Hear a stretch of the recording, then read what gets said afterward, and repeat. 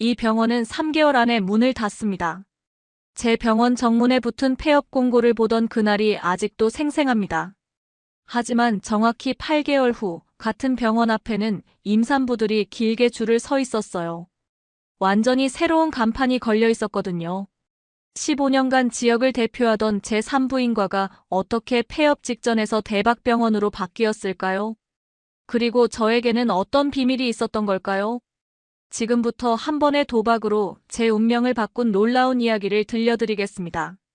저는 45세의 산부인과 의사 에밀리 맥린입니다.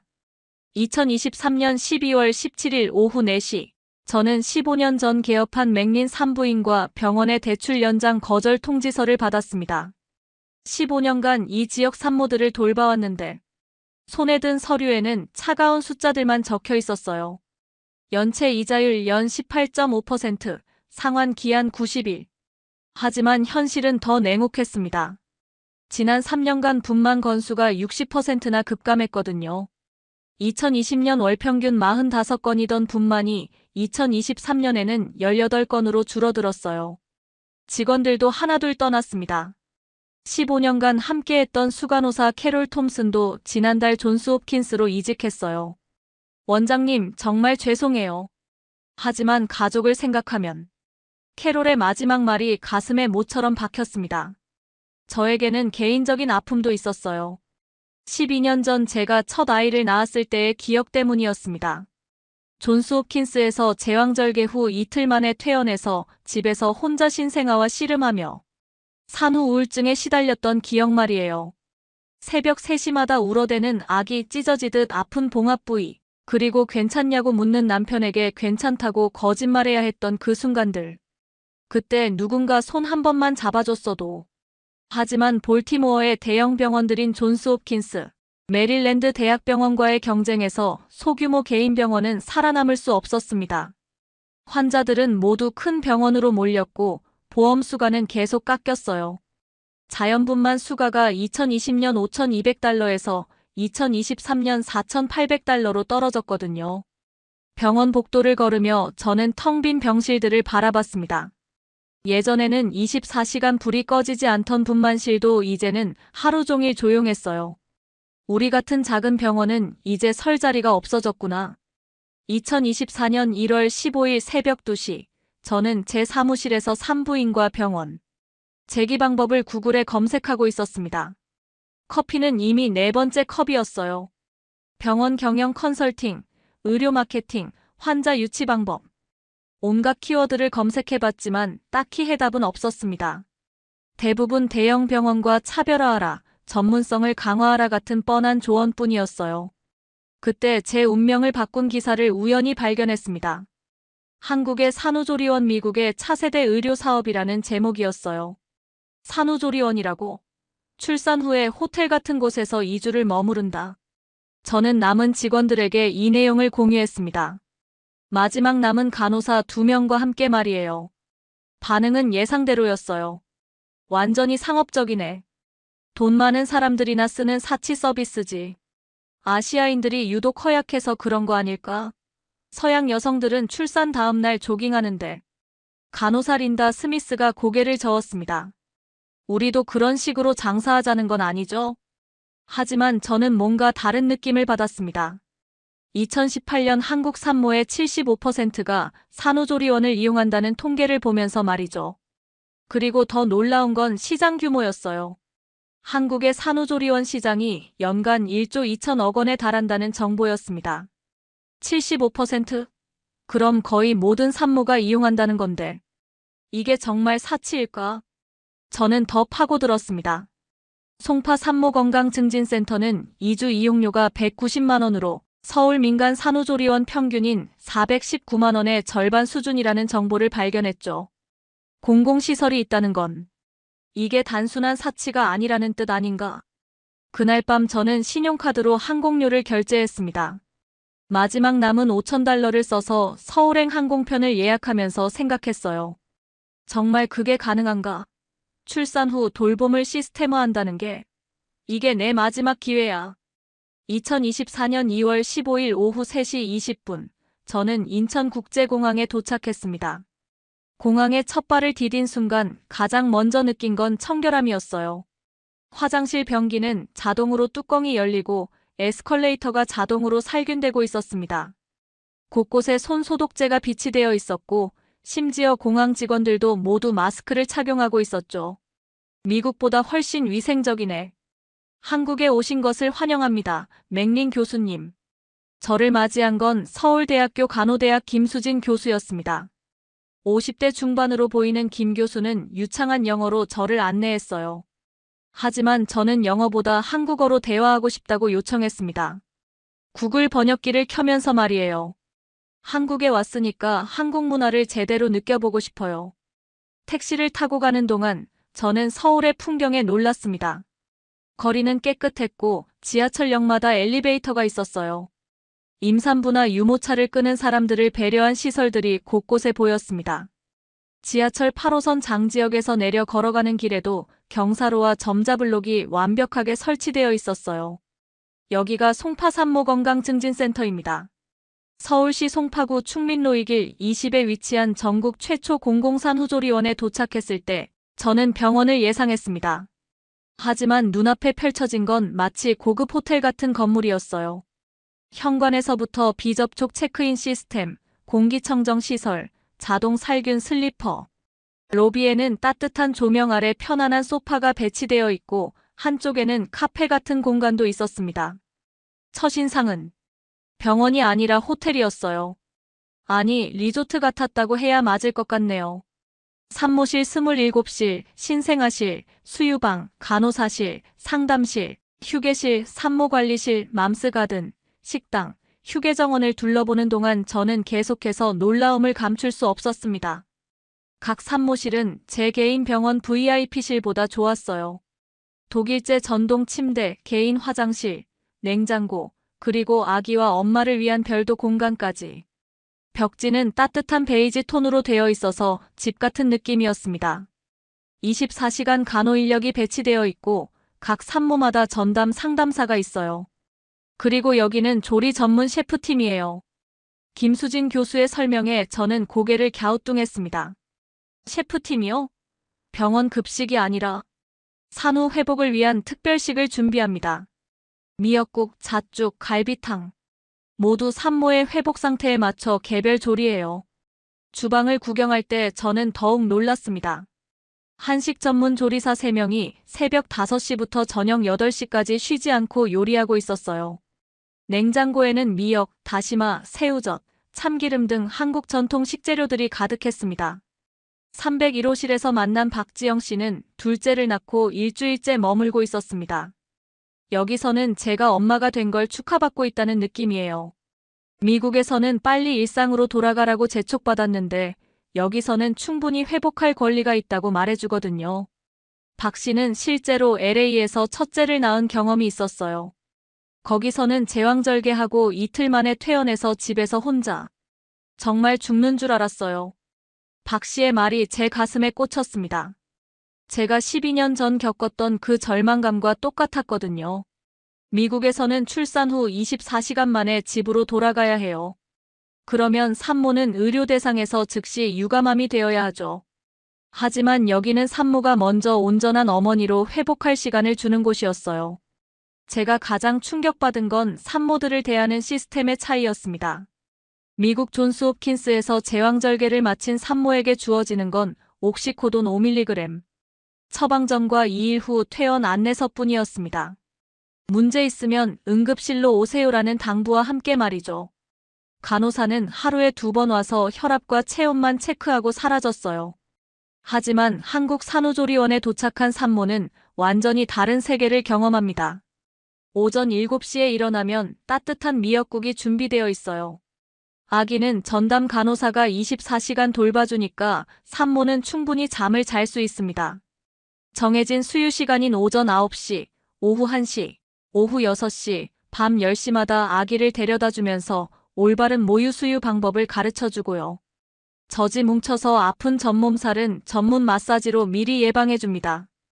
유방 마사지사가 하루 2번씩 와서 30분간 부드럽게 마사지해주는 거예요. 출산으로 찢어진 회음부가 아물도록 쑥 좌운기에 앉아서 쑥 훈증을 받게 해줍니다. 아래쪽에서 물을 데우고 그 위에 쑥을 담은 주머니를 올려놓으면 뜨거운 수증기가 쑥을 통과하면서 따뜻한 쑥 훈증이 회음부로 전해지는 거예요. 하루 2번, 오전 10시와 오후 4시에 15분씩 받습니다. 산모 몸의 회복을 돕는 미역국이나 잣죽, 갈비탕 같은 특별한 음식도 매끼 준비해줘요. 아침에는 미역국과 현미밥, 점심에는 갈비탕이나 삼계탕, 저녁에는 잣죽이나 전복죽. 모든 음식이 산모의 몸 상태에 맞춰 간도 맞춰서 나왔습니다. 임신으로 틀어진 골반을 바로잡는 마사지와 온몸이 부은 걸 빼주는 붓기 관리까지 받을 수 있거든요. 한국은 아픔을 제거하지 않고 견디게 만들어줬어요. 502호실에서 만난 최민정 씨가 저에게 털어놓은 말이었습니다.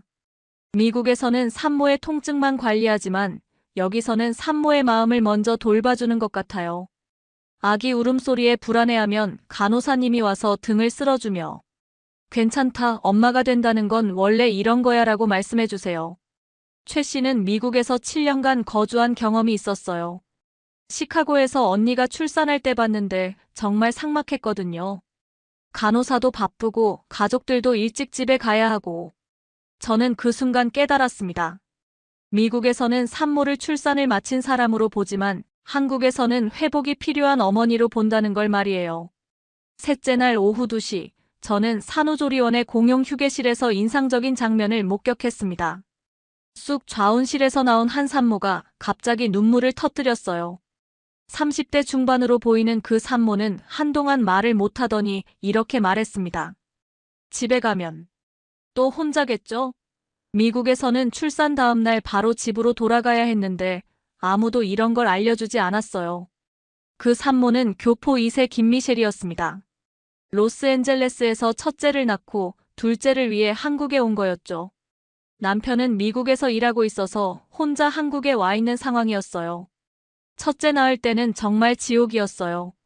시더스 사이나이 병원에서 제왕절개하고 이틀 만에 퇴원해서 집에서 혼자 아기 키우느라 밤에 3시간씩밖에 못 잤고 산후 우울증이 와도 누구한테 말할 수도 없었고요. 김미셸은 첫째 때 겪었던 일들을 자세히 들려줬습니다. 새벽 2시마다 울어대는 아기의 아픈 가슴을 부여잡고 우는 자신, 그리고 괜찮냐고 묻는 남편에게 괜찮다고 거짓말하며 버텼던 6개월. 아무 말 없이 다가온 간호사가 조용히 그녀의 어깨에 손을 올리며 등을 쓸어주었습니다. 괜찮아요. 여기서는 혼자가 아니에요. 그리고 집에 가서도 여기서 배운 걸 써보세요. 힘들면 언제든 전화하세요. 그 간호사는 이수경 씨였어요. 15년간 산후조리 전문가로 일해온 베테랑이었습니다. 저는 그 순간 15년간의 제 모습을 돌아봤습니다. 작년에 담당했던 산모 한 명이 떠올랐어요. 사라 윌슨. 제왕절개 후 이틀 만에 퇴원했는데 일주일 후 응급실로 다시 왔었죠. 봉합 부위가 벌어져서 피를 흘리며 말이에요. 의사 선생님, 제가 뭘 잘못했나요? 아기는 계속 울고 저는 너무 아픈데. 누가 좀 도와주면 안 될까요? 그때 제가 한 말이 뭐였을까요? 처방전대로 약 드셨죠? 무리하지 마시고 집에서 쉬세요. 다음 환자 들어보내주세요. 그게 전부였어요. 5분도 안 되는 진료였습니다. 나는 진단만 했지 아무도 돌보지 않았다. 존스 홉킨스에서 제가 산모들에게 해준 건 정확한 의학적 판단과 처방뿐이었어요. 출산 후 산모가 어떤 감정을 겪고 어떤 두려움에 떨고 있는지는 관심받기였습니다. 김미셸이 말을 이었습니다. 한국에 와서 깨달았어요. 미국에서는 산모가 아니라 의료비 지불자였구나 하고요. 여기서는 정말로 한 사람의 어머니로 대해주거든요. 의사로서는 완벽했지만 사람으로서는 부족했구나. 그날 밤 호텔에서 저는 처음으로 제가 담당했던 모든 산모들을 떠올리며 미안함을 느꼈습니다. 특히 사라 윌슨에게요. 혹시 지금도 어딘가에서 혼자 아이를 키우며 힘들어하고 있을까봐 걱정됐습니다. 김수진 교수와 함께 강남 소재 민간 산후조리원을 방문한 날이었습니다. 여기는 강남차병원 옆에 있는 별도 산후조리원이에요. 2주 이용료가 일반실 기준 650만 원 정도, VIP실은 1,500만 원 정도 하고요. 차량이 강남구 논현동에 위치한 프리미엄 산후조리원에 도착했을 때 저는 그야말로 입이 떡 벌어졌습니다. 차병원과는 별도 건물인데도 5성급 호텔 수준이었어요. 발레 파킹 서비스에 로비에는 샹들리에까지 걸려 있었습니다. 저는 속으로 계산했습니다. 일반실도 약 4,900달러, VIP실은 11,300달러. 그런데 미국에서 출산 전체 비용이 28,890달러에 달하고 보험 적용 후에도 7,136달러가 들어간다는 걸 생각하면 이상하네요. 미국이라면 이런 서비스는 최소 15,000달러는 받을 텐데. 더 놀라운 건 서비스 퀄리티였습니다. 1:1 전담 간호사, 매일 다른 메뉴의 특별식, 전문 마사지사, 신생아 돌봄 교육, VIP실은 정말 놀라웠어요. 30평 규모의 거실, 침실, 개인 욕실이 따로 있고 남편을 위한 소파베드까지 준비되어 있었습니다. 침대는 독일제 템퍼 매트리스였고 화장실에는 비데와 욕조가 모두 설치되어 있었어요. 그런데 정말 충격적인 걸 발견했어요. VIP실에서 나온 한 산모가 저에게 다가와서 말을 걸었습니다. 혹시 미국에서 오신 의사 선생님이죠? 저는 뉴욕에서 살다가 한국에 와서 둘째를 낳았어요. 그녀는 박선영 씨였습니다. 맨해튼 월스트리트에서 금융업에 종사하는 고소득 전문직이었죠. 연봉이 25만 달러가 넘는다고 했어요. 뉴욕에서 첫째 낳을 때 마운트 사이나이 병원 VIP실에서 일주일 있었는데 비용이 3만 5천 달러였어요. 그런데 서비스는 간호사가 하루에 2번 와서 혈압 체크하는 게 전부였거든요. 음식도 병원 급식이었고요. 3만 5천 달러요? 그럼 2주면 거의 5만 달러 가까이 들었죠. 게다가 산후 돌봄은 별도로 베이비 너스를 고용해야 했는데 일주일에 3,500달러 더 들었어요. 24시간 케어가 아니라 오전 8시부터 오후 6시까지만요. 저는 계산기를 두드렸습니다. 2주면 총 5만 6천 달러, 한화로 약 7,500만 원이었어요. 그런데 여기 VIP실은 1,500만 원의 뉴욕보다 훨씬 좋은 서비스를 받고 있어요. 정말 믿기지 않아요. 박선영 씨가 VIP실을 보여줬습니다. 독일제 모션베드, 넷플릭스가 설치된 65인치 TV, 카페테리아 스타일 테이블, 그리고 24시간 공조 시스템. 심지어 개인 냉장고에는 신선한 과일과 음료가 매일 보충되고 있었어요. 이건 공공 시스템이 아닌데 왜 이토록 정교하게 설계되어 있지? 그리고 왜 이렇게 저렴하지? 원장실에서 만난 이정희 원장이 제 궁금증을 풀어줬습니다. 궁금한 게 있어요. 이런 시설을 운영하려면 엄청난 비용이 들 텐데 어떻게 경영이 되나요? 이정희 원장은 잠시 생각한 후 답했습니다. 미국과 접근이 달라요. 미국은 치료를 파는데 저희는 회복을 팔아요. 그리고 이건 의료행위가 아니라 순수 서비스업이거든요. 서비스업이라고요? 네, 의사 없이도 운영 가능해요. 전문 조리사, 간병인, 마사지사, 육아 전문가. 이런 분들로 팀을 구성하는 거죠. 이 원장은 구체적인 수익 구조를 설명해 줬어요. 산모분들이 여러 분 계시니까 따로따로 조리를 하거나 하는 것이 아니고 한 번에 하고, 마사지나 관리를 받고 싶으신 분은 따로 돈을 내시게 되어 있고요. 미국은 산후합병증으로 다시 병원 오는 비율이 15% 정도 되지만 저희는 3% 미만이에요. 처음에 제대로 돌봐주면 나중에 문제가 생기지 않거든요. 저는 그동안 가졌던 선입견이 흔들리기 시작했습니다. 의료가 서비스화되면 감정이 사라질 거라고 믿었는데 오히려 한국에서는 그 반대였어요. 한국에서는 산모 75%가 이용한다는 건 시장이 확실하다는 뜻이군요. 맞아요. 그리고 미국에는 아직 제대로 된 산후조리센터가 거의 없어요. 블루오션이죠. 이 원장이 놀라운 정보를 더 알려줬습니다. 뉴욕 보람케어가 2018년 문을 열었는데 현재 대기자가 4,000명이에요. LA에는 친정맘 USA, 지킴이, 산모홈 케어 같은 가정 방문 서비스들이 대성공하고 있고요. 미국은 병원이 치료를 판다면 여기서는 회복을 파는 거구나. 저는 마침내 깨달았습니다. 지금까지 저는 출산만 생각했는데 정작 중요한 건 출산 후였다는 걸 말이에요. 2024년 6월 1일 오전 9시 제 맥린병원의 산후조리센터가 문을 열었습니다. 저는 한국에서 배운 모든 걸 적용했어요. 병원 3층을 전면 리모델링해서 6개의 산모실을 만들었습니다. 각 방에는 한국에서 공수해온 쑥 좌웅기와 유방 마사지 의자를 설치했어요. 한국에서 스카우트해온 조리장 김순자 씨는 새벽 5시부터 출근해서 미역국 육수를 우렸습니다. 다시마와 멸치로 우린 깔끔한 육수에 미역을 넣고 참기름으로 볶아서 끓이는 전통 방식이었어요. 첫 고객은 제시카 윌슨이었어요. 제 병원에서 둘째를 낳고 바로 위층 산후조리센터로 올라온 거였죠. 정말 이상해요. 첫째 낳을 때는 출산 다음 날 집에 가서 지옥 같았는데 여기서는 마치 스파 리조트에 온 기분이에요. 제시카는 메릴랜드 대학에서 영어 교육학을 가르치는 교수였어요. 첫째는 존스 홉킨스에서 나왔는데 그때의 경험이 트라우마로 남아 있었습니다. 첫째 때는 제왕절개하고 이틀 만에 퇴원해서 집에서 혼자 신생아 돌보느라 미칠 것 같았어요. 밤에 2시간씩밖에 못 자고 전몸살로 열이 39도까지 올라도 갈 곳이 없었거든요. 한국에서 스카우트해온 조리장 김순자 씨가 준비한 미역국을 먹으며 제시카는 눈물을 흘렸습니다. 이 따뜻한 국물. 마음까지 따뜻해져요. 첫째 때는 출산 후에 누가 이런 따뜻한 음식을 해줬나요?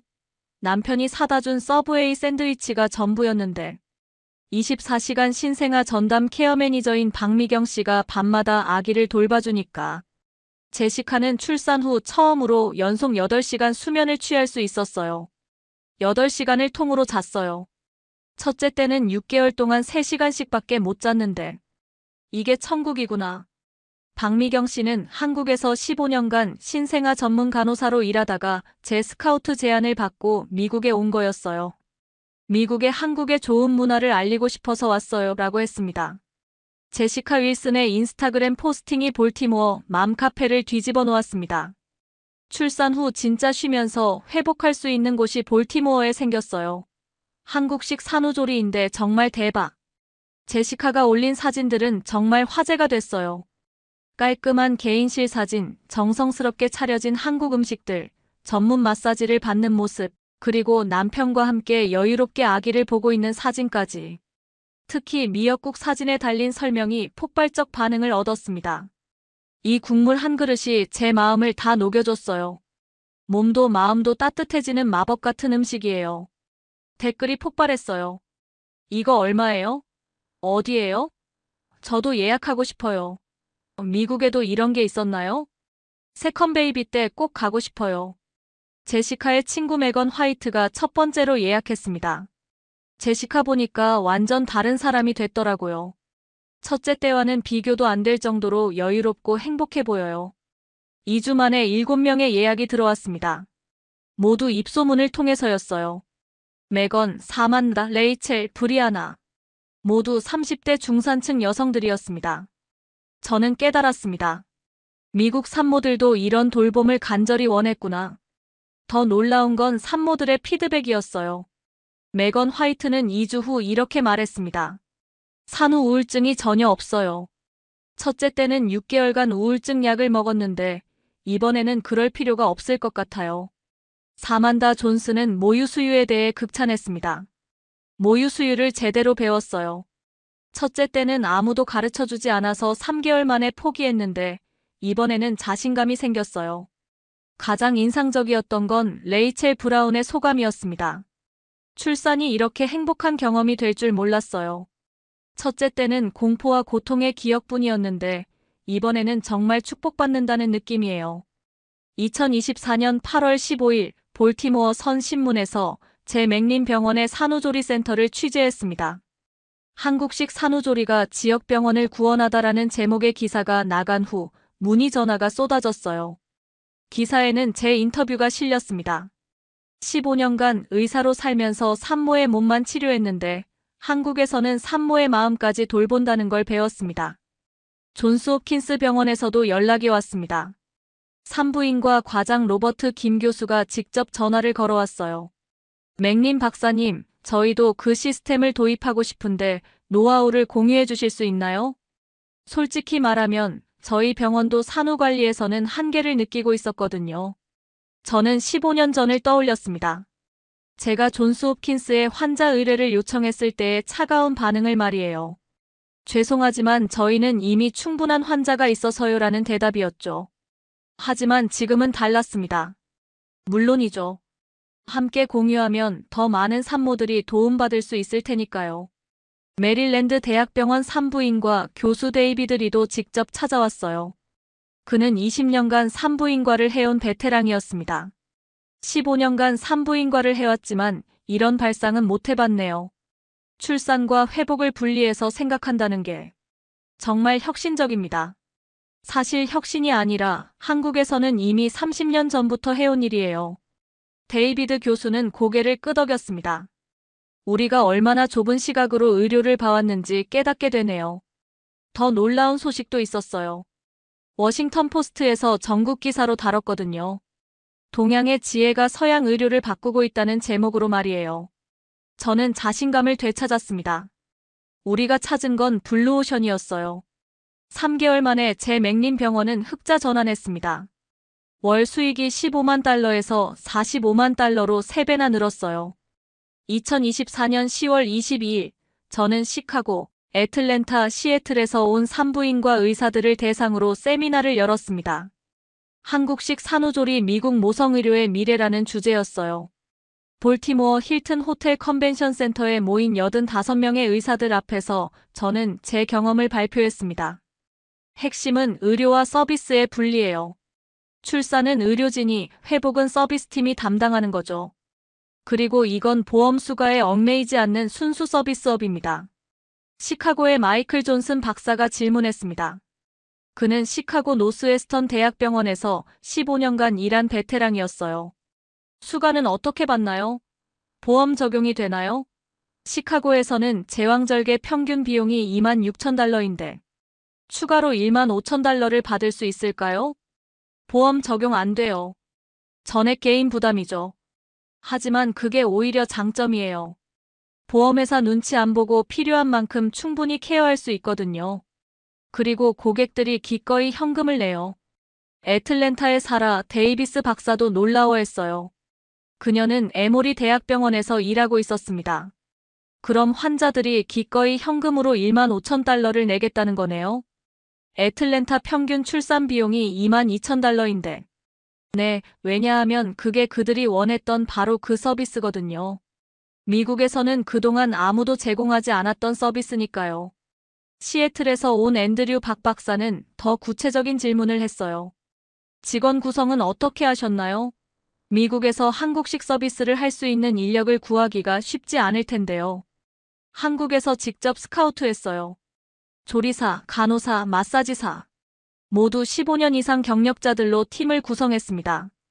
비자 문제도 있었지만 투자할 가치가 있었어요. 세미나가 끝난 후 개별 상담이 이어졌습니다. 12명의 의사가 프랜차이즈나 컨설팅을 문의했어요. 6개월 후면 시카고에도 한국식 산후조리 센터가 생길 것 같네요. 2024년 9월부터 12월까지 4개월간 운영한 결과 저는 놀라운 사실을 발견했습니다. 미국 산모들이 가장 좋아하는 서비스를 조사해봤는데요. 24시간 신생아 돌봄이 97% 만족도로 1위였어요. 그 다음이 전문 수유 교육이 95%, 산후 마사지가 94%, 개인 휴식 공간이 93%, 한국식 회복식이 89% 순이었습니다. 의외로 미역국을 좋아하는 미국 산모들이 많았어요. 브리아나 테일러는 이렇게 말했습니다. 처음엔 이상했는데 먹어보니 몸이 따뜻해지고 기운이 나더라고요. 마치 엄마의 손맛 같아요. 시금치 수프보다 훨씬 맛있어요. 갈비탕과 잣죽도 인기 메뉴가 됐습니다.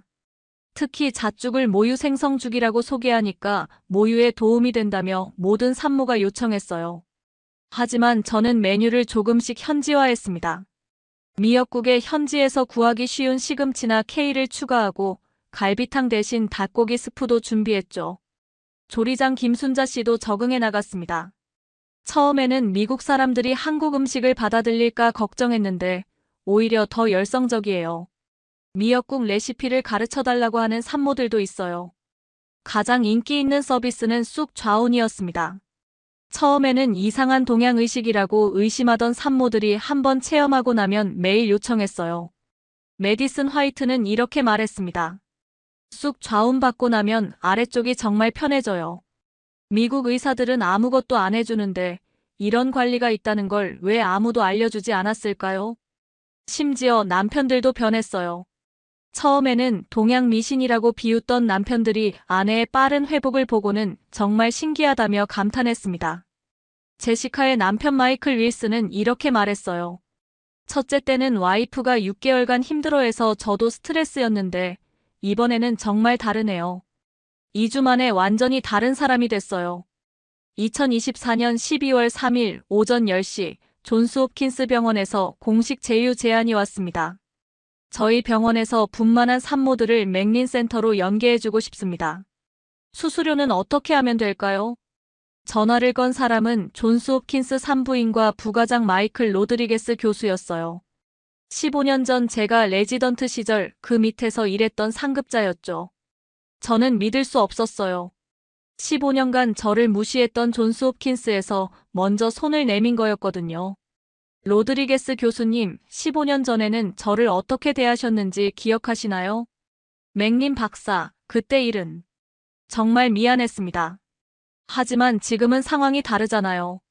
저희 환자들이 자꾸 선생님 병원으로 가고 싶다고 하는데 실제로 존스 홉킨스에서 분만한 산모들이 퇴원 후 제 센터로 오는 경우가 늘고 있었어요. 한 달에 15명 정도였습니다. 메릴랜드 대학병원도 마찬가지였습니다. 병원장 리차드 스미스가 직접 찾아왔어요.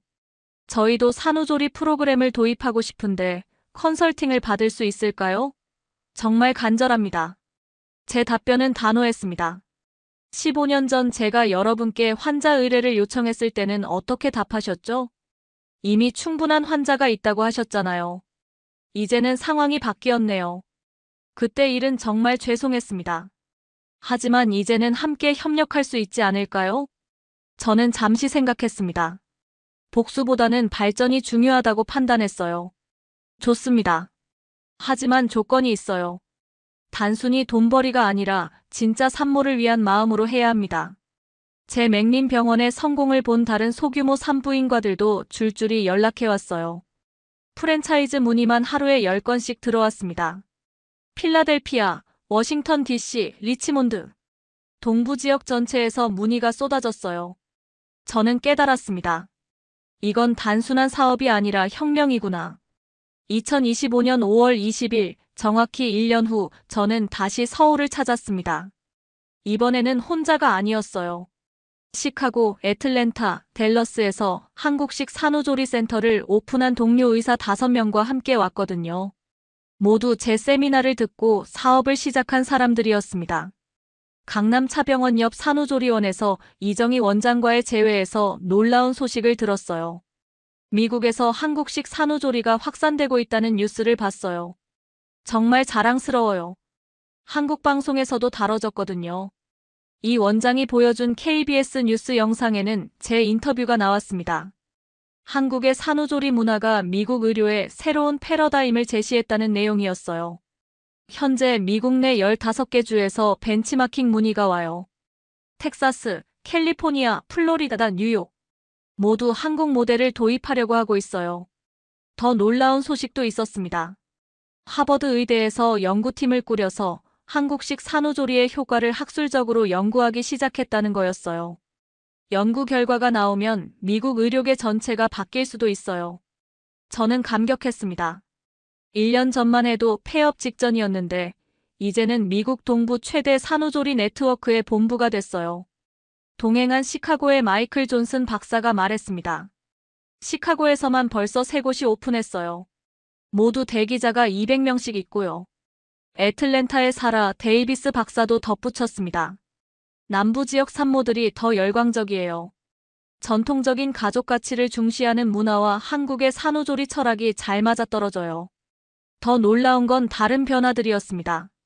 메릴랜드주 보건부에서 산후조리 센터 운영 가이드라인 제정을 검토 중이고 일부 보험회사에서는 산후조리 비용 일부 지원을 논의하고 있다는 소식이었어요. 한국이 미국 의료의 새로운 길을 열어준 거네요. 이정희 원장이 미소 지었습니다. 이제 미국도 산모를 진정으로 돌보는 나라가 되겠네요. 저는 이정희 원장에게 진심을 털어놨습니다. 1년 전에는 그냥 절망적인 병원 원장이었어요. 하지만 한국에서 배운 건 의학이 아니라 돌봄의 철학이었습니다. 송파 산후조리원 휴게실에 앉아서 저는 지난 1년을 돌아봤습니다. 폐업 위기에서 시작해서 지금은 연 매출 540만 달러를 기록하는 성공한 의료 사업가가 되었지만 가장 소중한 건 따로 있었어요. 제 병원에서 아기를 낳은 산모들이 보내주는 감사 편지들, 그리고 선생님 덕분에 엄마가 되는 것이 이렇게 행복한 일인 줄 알았어요 라는 메시지들. 한국이 저에게 준 건 기술이 아니라 마음이었어요. 이정희 원장이 고개를 끄덕였습니다. 미국 산모들도 결국 한국 산모들과 같은 마음이었던 거죠. 출산 후에 따뜻한 돌봄을 받고 싶다는. 저는 눈물이 났습니다. 12년 전 제가 존스홉킨스에서 홀로 겪었던 그 외로움과 두려움. 그것이 수많은 미국 산모들의 현실이었다는 걸 깨달았을 때부터 이미 제 마음은 변해 있었거든요. 제가 15년간 의사 생활을 하면서 가장 자랑스러운 순간이 언제인지 아세요? 이 원장이 궁금한 듯 저를 바라봤습니다. 작년 크리스마스 이브였어요. 제 센터에서 첫째를 낳은 메건 화이트가 둘째를 임신해서 다시 찾아왔을 때 그녀가 저에게 이런 말을 했어요. 선생님, 이제는 출산이 무섭지 않아요. 여기가 있다는 걸 아니까. 그 순간 저는 진짜 의사가 된 기분이었습니다. 이정희 원장의 눈에도 눈물이 맺혔어요. 그게 바로 우리가 꿈꿔온 의료죠. 치료가 아니라 치유를 하는. 저는 마지막으로 한국에 대한 진심을 고백했습니다. 15년 전 레지던트 시절, 저는 아시아 의료를 우습게 봤어요. 서구 의학이 최고라고 믿었죠. 하지만 지금 생각해보니 그동안 제가 한 건 단순한 의료 서비스였어요. 한국에서 본 건 진짜 인간에 대한 사랑이었습니다. 한국은 정말 위대한 나라입니다. 제 고백을 들은 이정희 원장이 미소를 지었습니다. 이제 미국도 그런 나라가 될 거예요. 에밀리 선생님 덕분에 말이죠. 공항으로 가는 길에서 저는 창밖으로 펼쳐진 서울의 풍경을 바라봤습니다. 깨끗한 거리, 질서정연한 교통, 그리고 곳곳에서 보이는 배려의 흔적들. 이 모든 게 우연이 아니었구나. 한국이라는 나라 자체가 사람을 돌보는 철학으로 만들어진 곳이었어요. 산후조리원은 그냥 하나의 예시일 뿐이었습니다. 인천공항에서 출발 게이트로 걸어가며 저는 다짐했습니다. 앞으로 더 많은 미국 의료진들이 한국에 와서 이런 감동을 느낄 수 있도록 다리 역할을 하겠다고 말이에요. 제가 한국에서 가져온 건 단순한 사업 아이템이 아니었어요. 그건 사랑이었습니다. 사람을 진정으로 사랑하고 돌보는 마음이었어요. 한국이라는 나라가 5천년간 키워온 따뜻한 마음이 대서양을 건너 미국 땅에 뿌리 내렸고 이제 전 세계로 퍼져나가고 있는 거였죠. 한국이 세상에 보여준 이 위대한 사랑을 더 많은 사람들이 느낄 수 있도록 하자. 그리고 마지막으로 이 이야기를 듣는 모든 분들께 말씀드리고 싶어요. 한국은 정말 자랑스러운 나라입니다. 기술도 경제도 대단하지만 무엇보다 사람을 사람답게 돌볼 줄 아는 마음을 가진 나라예요. 저는 미국 사람이지만 이제는 확신합니다. 한국은 세상에서 가장 따뜻한 나라라는 걸 말이에요. 이 이야기 어떻게 보셨나요? 한국의 자랑스러운 문화와 한국인과 한국 기업의 아름다운 이야기를 더 보기 원하신다면 구독, 좋아요 부탁드립니다. 어느 지역에서 보고 계신지도 알려주세요. 감사합니다.